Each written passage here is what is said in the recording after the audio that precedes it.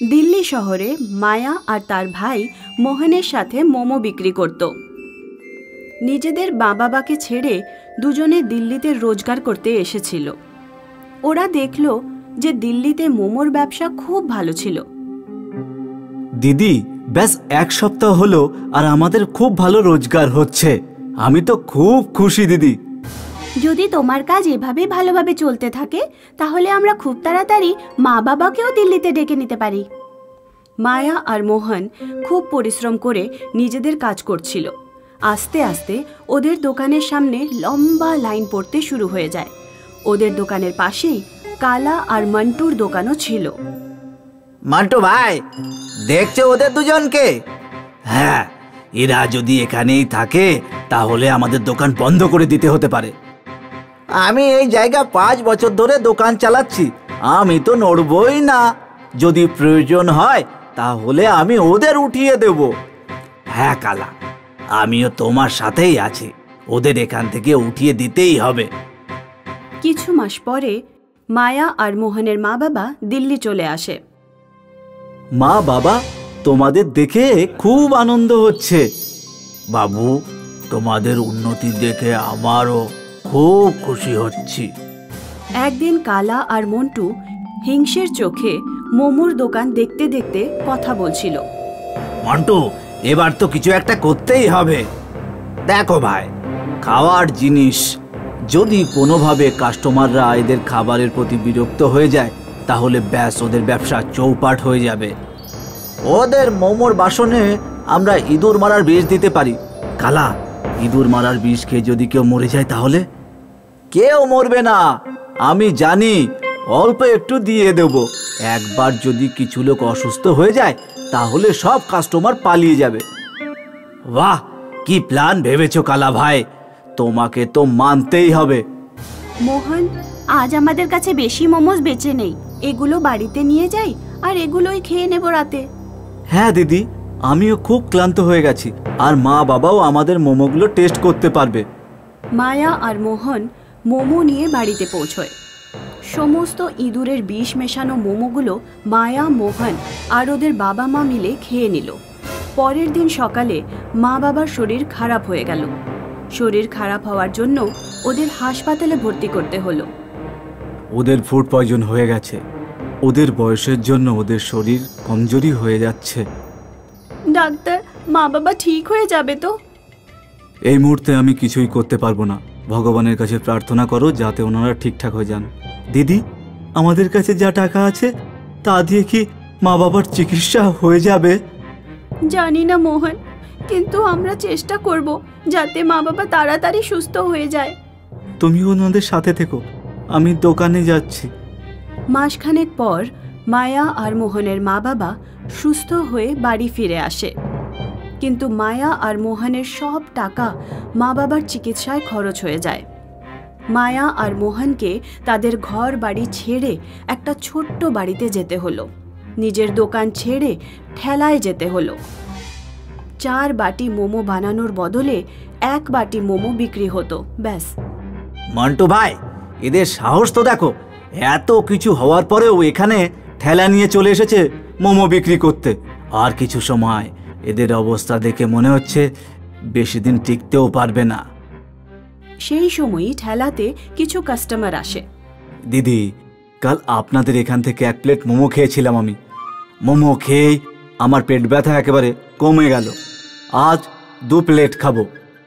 নিশ্চয়ই খাবেন স্যার, আমি এক্ষুনি দিচ্ছি। মা, কাল তোমাদের মোমো খেয়ে আমার হাঁটুর ব্যথা কম হয়ে গেছে, আজকেও দিও 1 প্লেট।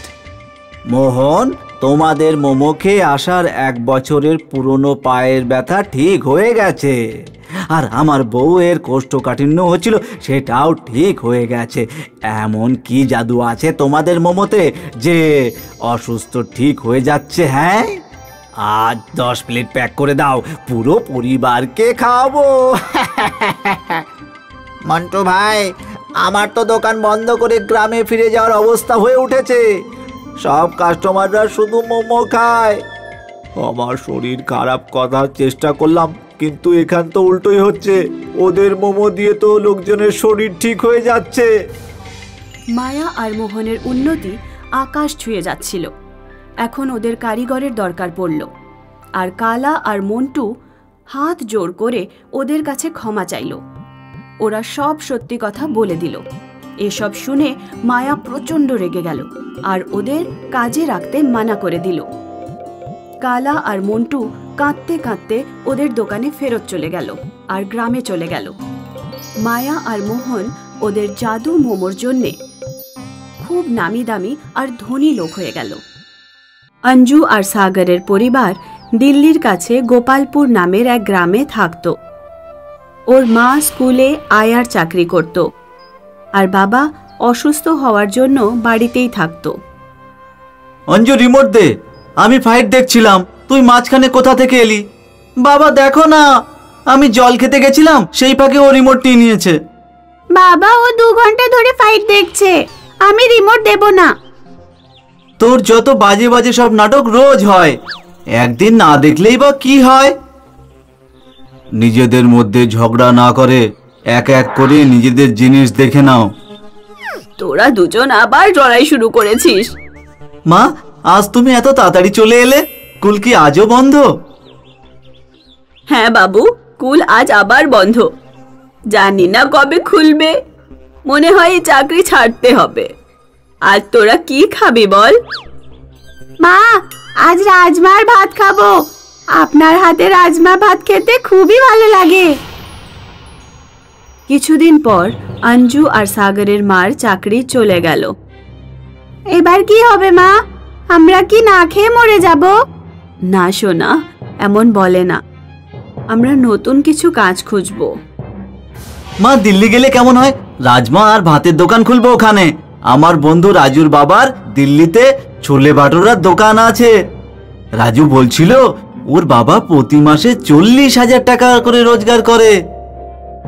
কিন্তু বাবা, বাড়িতে তোর বাবাকে কে দেখবে? মা, তুমি সাগরকে নিয়ে দিল্লি চলে যাও, আমি বাবা দেখাশোনা করব। সাগর আর তার মা দিল্লি পৌঁছায়। ওরা একটা ঠেলা বানায় আর একটা ব্যস্ত রাস্তায় রাজমা ভাত বেচতে শুরু করে। মা রাজমা ভাত বানাতো আর সাগর লোকজনকে খাওয়াতো। আসুন, সুস্বাদু রাজমা ভাত খেয়ে যান, মাত্র 20 টাকা প্লেট। আসুন, রাজমা ভাত খেয়ে যান। কিছুদিনের মধ্যেই সাগরের ঠেলার কাছে রাজমা ভাত খাওয়ার জন্য ভিড় জমা হতে থাকে। সাগর আর ওর মা যেখানে নিজেদের ঠেলা দাঁড় করাতো তার ঠিক পেছনে একটা নিরামিষ হোটেল ছিল। হোটেলের মালিক সুমন রেড্ডি যখন দেখল যে হোটেলের সামনে এক রাজমা ভাত বিক্রি করার ভালো রোজগার করছে, তখন তার ঈর্ষা হতে লাগলো। যদি এই মহিলা আর তার ছেলে রাজমা ভাত বেচে এমন কামাতে পারে, তাহলে ওরা একদিন আমার মতো হোটেলও খুলে ফেলবে। আমার যে করেই হোক এদের ব্যবসা বন্ধ করতেই হবে। একদিন সুমন রেড্ডি সকাল সকাল নিজের এক চেনা পুলিশ নিয়ে সাগরের ঠেলার কাছে এলো। নিজেদের ঠেলা এখান থেকে সরাও, তোমার আমার হোটেলের সামনে ঠেলা লাগিয়েছো আর তোমরা রাস্তাও জ্যাম করছো। সাগর আর তার মা ঠেলা সরানোর আগেই সুমন ওদের ঠেলায় লাথ মারে আর ঠেলা কিছুটা এগিয়ে উল্টে যায়। সুমনের সাথে একটা পুলিশও ছিল, সেই জন্য সাগর আর তার মা সুমনকে কিছুই বলতে পারে না। ওরা চোখে জল নিয়ে থমকেই থাকে। মা, আমি এক্ষুনি গিয়ে সুমনের দাঁত ভেঙে দেবো। না বাবু, এটা শহর, আমাদের গ্রাম নয়। পুলিশ তোকে ধরে ফেলবে। আইন সব সময় বড় লোকেদের থেকেই থাকে। আমরা অন্য কোথাও না হয় ঠেলা লাগাবো। ঠেলা পড়ে যাওয়ার দরুন সব রাজমা ভাত মাটির সাথে মিশে নষ্ট হয়ে গেছিল। মা, আমাদের নতুন রাজমা আর চাল কিনতে হবে। রাস্তায় একজন রাজমা আর চাল বেচতে আসে।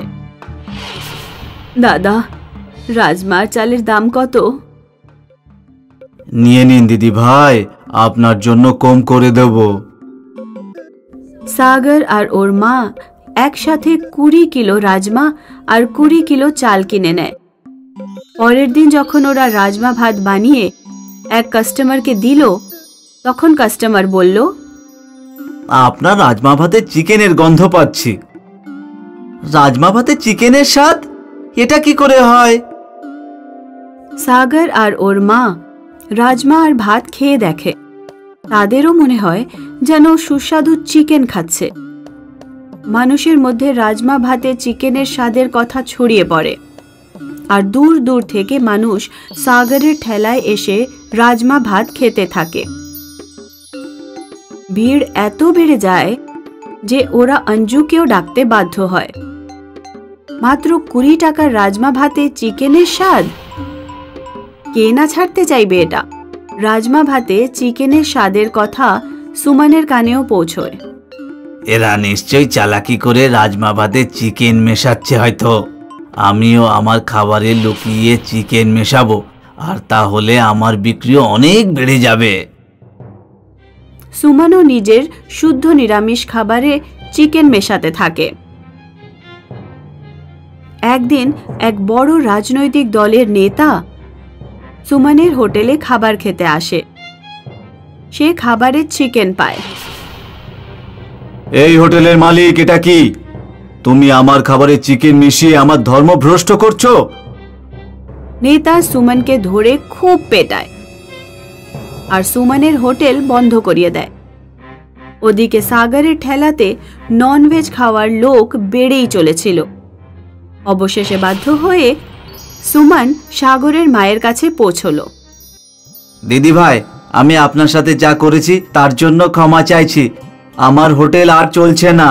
আপনি যদি আমার হোটেল কিনে নেন আমি খুব খুশি হব। আমি এখান থেকে চলে যাব আর অন্য কোথাও গিয়ে আবার নতুন করে হোটেল খুলব। সাগর আর তার মা সুমনের হোটেল কিনে নিল। মা, আমাদের যা কিছু সব ওই লোকটার জন্যে, যে আমাদের জাদুর রাজমা আর চাল দিয়েছিল। আমি ওকে অনেক খুঁজেছি, কিন্তু ওকে কোথাও পাইনি। মনে হয় উনি ভগবানেরই দূত, আমাদের জন্য পাঠিয়েছেন ভগবানেরই দূত। মা, ভগবানের দূত কি বাস্তবে হয়? জানি না মা, কিন্তু অনুভবে তো মনে হয় যে হ্যাঁ, ভগবানের দূত হয়। অঙ্কিলা অরুণাচল প্রদেশের একটা গ্রামে থাকত, যেটা চায়নার খুব কাছাকাছি ছিল। অঙ্কিলার পরিবারে তার বুড়ো মা আর 3টে ছোট বাচ্চা ছিল। অঙ্কিলার পরিবারের খরচা খেতি বাড়ি করে হতো, কারণ অঙ্কিলার গ্রাম চায়নার কাছে ছিল। তাই অঙ্কিলার momos, chowmein, veg hakka noodles, manchow স্যুপের মতো চাইনিজ জিনিস খুব ভালো করে বানাতে জানতো। অঙ্কিলার মা খেতে কাজ করত আর অঙ্কিলা বাড়িতে থেকেই খাবার বানাতো। কি হলো মা, আজ তুমি লেট হয়ে গেলে? অনেকগুলো গ্রামবাসীর সাথে সাথে আমাদের ক্ষেতও মিলিটারিতে যাচ্ছে। যদি এরকমটা হয় তাহলে আমরা বরবাদ হয়ে যাব। কিন্তু যদি আমাদের ক্ষেত যায় তাহলে আমরা টাকা পয়সাও তো পাবো। কোনো জিনিস আমাদের কাছে থাকলে আলাদাই ব্যাপার, পয়সা তো হাতে আসতেই খরচা হয়ে যাবে। তুমি চিন্তা করো না মা, ইনকামের অন্য কোনো ব্যবস্থা নিশ্চয়ই হয়ে যাবে। আজ আমি মোমোস বানিয়েছি, এসো খাও। দিদি, তুমি খুব ভালো মোমো তৈরি করো, কিন্তু খেতে আমার খুব ভালো লাগে। ছোটুয়া, মোমোস তো খুব খাচ্ছিস, এটা বল গণিতে কত নাম্বার পেয়েছিস? 10-এর মধ্যে 0, গোল্লা। অঙ্কিলা, তুই ওকে পড়াশোনা করাস না। যদি এই অবস্থায় থাকে তাহলে ও পাস হবে না। মা, ওকে কোনো ভালো টিউশনের দরকার, আমি পড়ালেও পড়েই না। পরের দিন বিকেলবেলা বাড়িতে এসে মা বলল, অঙ্কিলা, আমাদের জমিন চলে গেল, 2 লাখ টাকা পেয়েছি। এই টাকা দিয়ে আমরা কি গ্রামে কোনো কাজ শুরু করি? গ্রামে তো কোনো কাজ নেই, আমি শহরে চলে যাচ্ছি। কোনো কাজ সেট হয়ে যাবে, তখন আমি তোমাকে টাকা পাঠিয়ে দেব। কিন্তু তুই কোন শহরে যাবি? আমি দিল্লি চলে যাই। তুই বিশাখাপট্টনম চলে যা, ওখানে আমাদের গ্রামের একজন কাজ করে। অচেনা জায়গায় কোনো চেনাশোনা লোক থাকলে ভালো হয়। অঙ্কিলা অন্ধ্রপ্রদেশে সমুদ্রের কিনারায় শহর বিশাখাপট্টনম পৌঁছায় আর নিজের গ্রামের ছেলে নরেন্দ্রের সাথে দেখা করে। আমি এখানে কাজ খুঁজতে এসেছি। তুমি আমাকে এখানে কাজ দেওয়াবে? তুমি কি কি করতে পারে বলো তো? আমি সমস্ত চাইনিজ ফুড বানাতে জানি। আমি যে রেস্টুরেন্টে কাজ করি না, ওখানে মোমো তৈরি করার কারিগরের খুব দরকার রয়েছে। আমি আমার মালিকের সাথে কথা বলে নিচ্ছি। নরেন রেস্টুরেন্টের মালিক বিষ্ণুর সাথে কথা বলল, আর অঙ্কিলা মোমোস বানানোর কাজটা পেয়ে গেল। রেস্টুরেন্ট সমুদ্রের কিনারাতেই ছিল। লোকেরা বিচে ঘুরতে আসতো আর খাবার দাবারও খেত। অঙ্কিলার হাতে টেস্টি মোমোস লোকেরা খুব পছন্দ করে। রেস্টুরেন্টের মালিক বিষ্ণুর রোজগার খুব বাড়ছিল, কিন্তু রোজগার বাড়ার সাথে সাথে বিষ্ণু নিজের ওয়ার্কারদের স্যালারি বাড়াচ্ছিল না। ও অঙ্কিলাকে শুধু 10,000 দিত। অঙ্কিলার জন্য সেভিংস করা আর বাড়িতে টাকা পাঠানো খুব মুশকিল হচ্ছিল। আমি এখানে এসেছি 6 মাস হতে চলেছে। আমি বাড়িতে এখন পর্যন্ত 8-10 হাজারই পাঠাতে পারছি। মায়ের জন্য খরচা করা খুব মুশকিল হচ্ছে নিশ্চয়ই। পরের দিন অঙ্কিলা রেস্টুরেন্টের মালিককে বলল, আঙ্কেল, আমার স্যালারি 15,000 করে দিন। আমি বাড়িতে টাকা পাঠাতে পারছি না। তাহলে আমি কি করব? আমি কি তোমার পরিবারকে চালানোর জন্য ঠেকা নিয়ে রেখেছি? আমি তোমাকে কাজে রেখেছি, এটাই তোমার উপরে আমার বিশাল বড় উপকার। মাইনে বাড়াতে পারবো না, যাও গিয়ে নিজের কাজ করো তো। সেই সময় অঙ্কিলার কাছে অন্য কোনো বিকল্প ছিল না। সেই জন্য সে রেস্টুরেন্টে কাজ করা জারি রাখলো। রেস্টুরেন্টের কাছে প্রায় সময় একটা কুকুর আসতো। অঙ্কিলা তার নাম মতি রেখেছিল। মতি যখনই আসতো, অঙ্কিলা তাকে 2টো মোমোস খাওয়াতো। একদিন রেস্টুরেন্টের মালিক অঙ্কিলাকে কুকুরকে মোমোস খাওয়াতে দেখে নেয়। মোমো তৈরি করার জিনিসপত্র তোমার বাপের পয়সা দিয়ে আসে না, যে কুকুরকে তুমি মোমো খাওয়াচ্ছ। হ্যাঁ, 2টো মোমোস কুকুর খেয়ে নেবে, তাহলে আপনার কেন লোকসান হবে? একটু ব্যাপারে আপনি আমার মা বাবার কথা কেন বলছেন? এই মোমোর পয়সাগুলো তোমার মাইনে থেকে কাটবো। হ্যাঁ। সেই মাসে বিষ্ণু অঙ্কিলাকে শুধু 8,000 টাকা দিল। রেস্টুরেন্টের মালিকের কঠোর ব্যবহারের কারণে অঙ্কিলা একটা নির্ণয় নিল। অঙ্কিলা নরেনকে বলল, আমি এখানে কাজ ছেড়ে দিচ্ছি, এখন আমি নিজের বিজনেস স্টার্ট করব। কিন্তু তার জন্য তোমাকে অনেক বেশি জিনিসপত্র কিনতে হবে তো, আর একটা কাউন্টারও যে লাগবে, তাই না? যেগুলো রেখে তুমি মোমো বিক্রি করতে পারবে। তা তোমার কাছে ইনভেস্ট করার মতন পয়সা আছে তো? কিছু টাকা আছে আমার কাছে, একটু তুমি দিয়ে দাও। অঙ্কিলা সমুদ্রের কিনারায় একটা কাউন্টারে নিজের মোমোস বিক্রি করা শুরু করলো। এখন বিষ্ণুর রেস্টুরেন্টে খুব কম লোক মোমোস খেতে যেত। বিচে ঘোরাফেরা করার লোকেরা বেশিরভাগ অঙ্কিলার মোমোস খেত। অঙ্কিলা এখন প্রত্যেক মাসে প্রায় 20,000 টাকা রোজগার করে। বিষ্ণু যখন অঙ্কিলার কাউন্টারে ভিড় দেখলো, তখন ও চিন্তা শুরু করলো। এতদিন পর্যন্ত শুধুমাত্র আমার রেস্টুরেন্টেতেই চাইনিজ ফুড বিক্রি হচ্ছিল, কিন্তু এই মেয়েটা তো আমার ব্যবসা একেবারে লাটে তুলে দিল দেখছি। যে কোনো দিনও আমার মতন রেস্টুরেন্ট খুলতে পারে। পথের কাঁটা যাতে ও আমার হতে না পারে, সেই জন্য ওকে একেবারে শেষ করে ফেলতে হবে। বিষ্ণু একদিন অঙ্কিলার কাছে গিয়ে বলল, অঙ্কিলা, আমার নতুন কাজের লোক ভালো মোমো তৈরি করতে পারছে না। আমি চাই তুমি আমার রেস্টুরেন্টে আবার ফিরে এসো। আমি তোমার মাইনে 2,000 টাকা বাড়িয়ে দেব। না আঙ্কেল, এখন আমি 20,000 টাকা রোজগার করি। আপনার রেস্টুরেন্টে কাজ করার কোনো দরকার নেই। তাহলে তুমি তোমার ব্যবসা আমার রেস্টুরেন্ট থেকে দূরে কোথাও সরিয়ে নাও। কেন করে নেব? বিচের সমস্ত জমিন কি আপনার বাবার নাকি? অঙ্কিলার মুখ থেকে কড়া জবাব শুনে বিষ্ণু প্রচন্ড রেগে ওঠে। আপনি মোমোস ছাড়া অন্য জিনিসও বিক্রি করেন, ওদের উপরে ফোকাস করুন। আর যদি আপনি অ্যাডজাস্ট না করতে পারেন, তাহলে আপনি আপনার রেস্টুরেন্ট অন্য কোথাও শিফট করুন। এতদিন পর্যন্ত এই মেয়েটা আমার কাছে শুধু মাইনেই চাইছিল, আর এখনই আমার মুখে মুখে উত্তর দিচ্ছে। এর অহংকারকে আমি যদি শেষ না করতে পেরেছি, তাহলে আমার নাম বিষ্ণুচন্দ্র দেশাই নয়। সেই রাতে অঙ্কিলা যখন নিজের রুমে যায়, তখন 2জন লোক তাকে ধরে ফেলে। তুমি যদি তোমার ব্যবসা বিষ্ণু দাদার ওখান থেকে না সরাও, তাহলে কিন্তু তোমার আর তোমার পরিবারের জন্য একেবারেই ভালো হবে না। হ্যাঁ, আমাদের হাত কিন্তু বিশাল লম্বা, মনে রেখো। তোমার পরিবারের উপর আমাদের কড়া নজর থাকছে। 2জন লোক অঙ্কিলাকে ধমকি দিয়ে চলে যায়।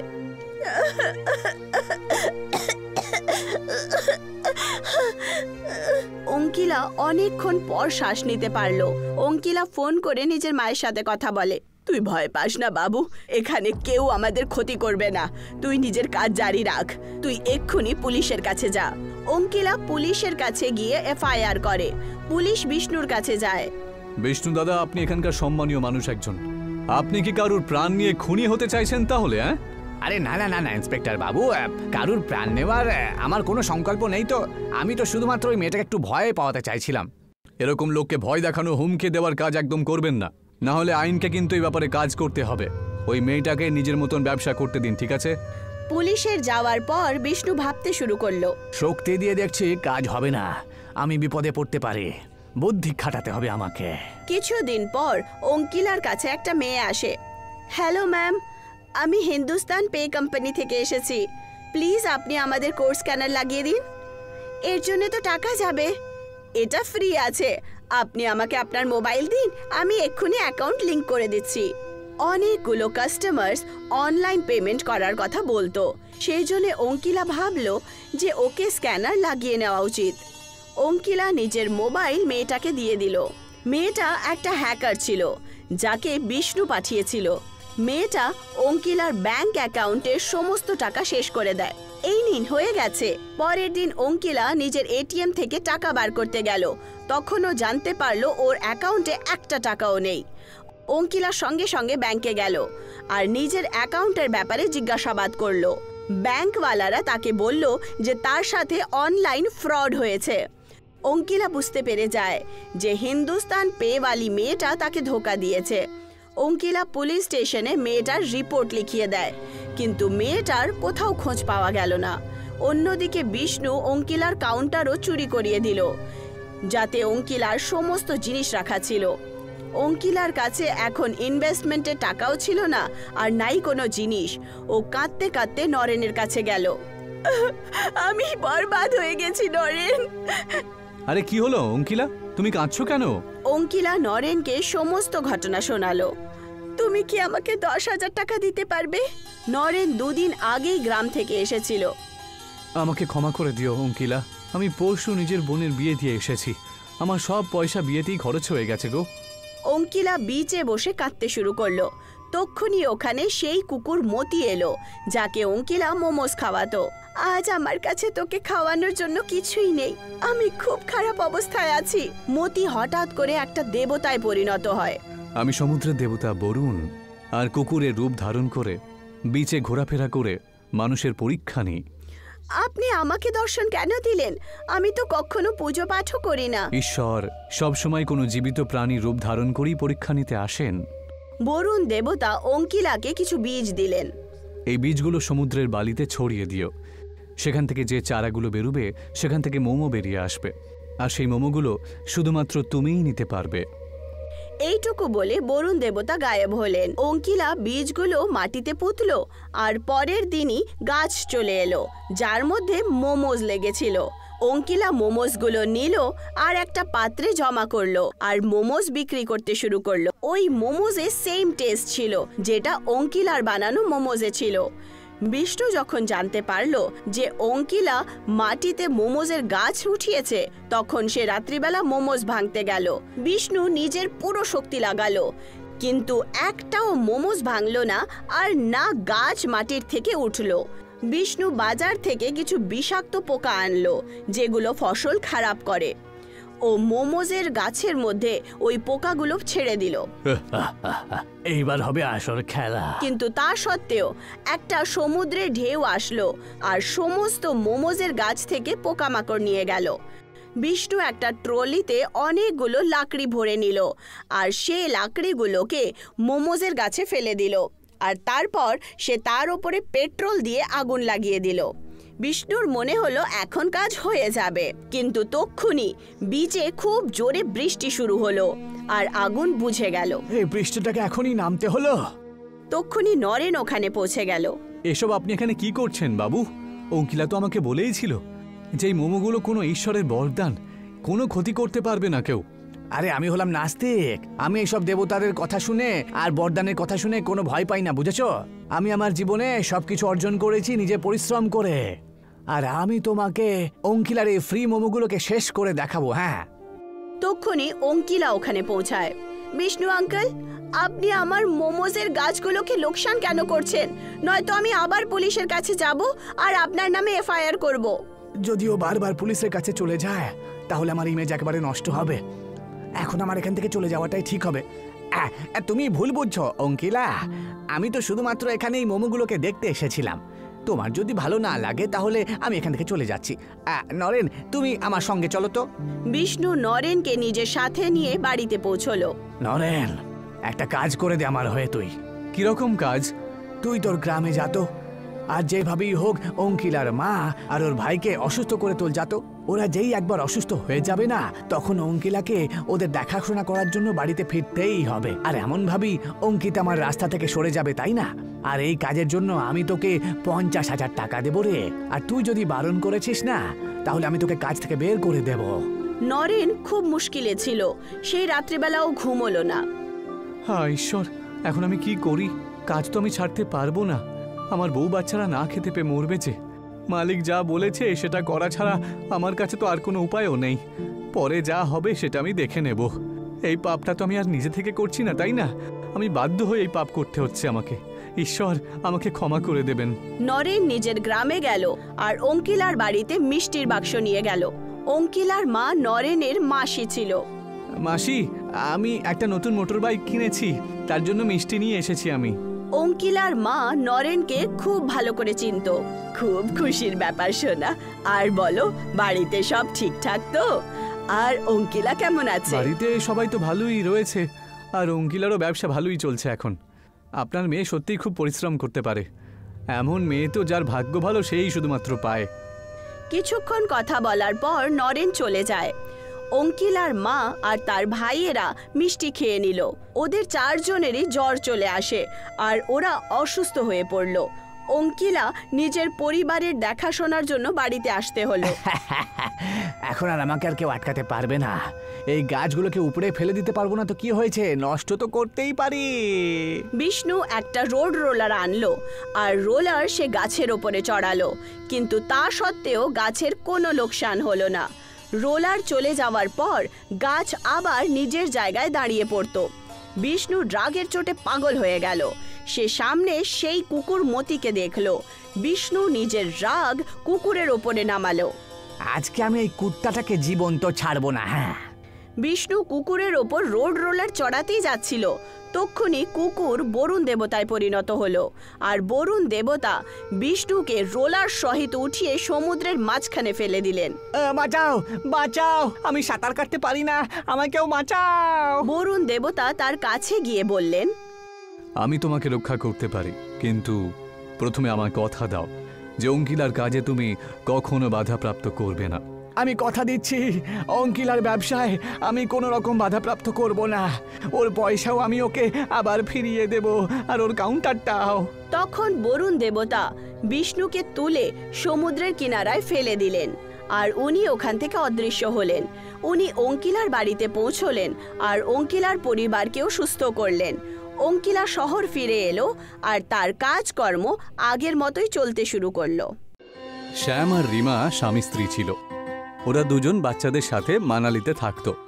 দিনে শ্যাম আর রিমা ম্যাগি বিক্রি করত, আর বিকেলে ওরা দুজন মোমো বিক্রি করত। মোমোর ব্যবসাটা বেশ ভালোই চলত। যারা যারা মানালিতে ঘুরতে যেত তারা শ্যামের মোমো অবশ্যই খেত, আর বেশি বেশি করে খেত তারা। আসলে শ্যামের মোমো সবারই ভালো লাগতো, কিন্তু রিমার তৈরি করা ম্যাগি কেউ খেতে চাইতো না। আর এই নিয়ে শ্যাম আর রিমার মধ্যে মন কষাকষি শুরু হয়। এই যে গিন্নি, আজকে কি রান্না করেছো খাবারে? এমনিতেই অনেকদিন হয়ে গেছে তোমার হাতের ম্যাগি খাইনি। হ্যাঁ, তুমি একদম ঠিক বলছো। মজার করো আমাকে নিয়ে আর কি। আমি তো এরকমই আর কি। বাইরের লোকেদের আমার ম্যাগি পছন্দ হচ্ছে না, আর তারপর তুমি বলেই চলেছো। রিমা রাগ করে রান্নাঘরে চলে যায়। একদিন শ্যামের দোকানে একটা লোক আসে আর বলে, এই যে দাদা, আপনার দোকানের মোমো দারুণ খেতে। আর এরকম মোমো তো শুধু মানালিতে নয়, পুরো দুনিয়ায় কোথাও পাওয়া যাবে না। আমার তো মাঝে মাঝে ইচ্ছে করে যে আমি আপনার হাতে একটা চুমু খেয়ে নিই। প্রশংসা শুনেছি কতদিন হয়ে গেছো। জানেন দাদা, এই কথা শুনতে শুনতে আমি তো একেবারে ক্লান্ত হয়ে পড়েছি। নতুন কিছু বলুন। ব্যাস, নিজের খেয়াল রাখবেন, আপনার সফলতা যেন চরম উচ্চতায় যেন পৌঁছে না যায়। আমি তো সফলই, সেই জন্য একটু অহংকারও আছে।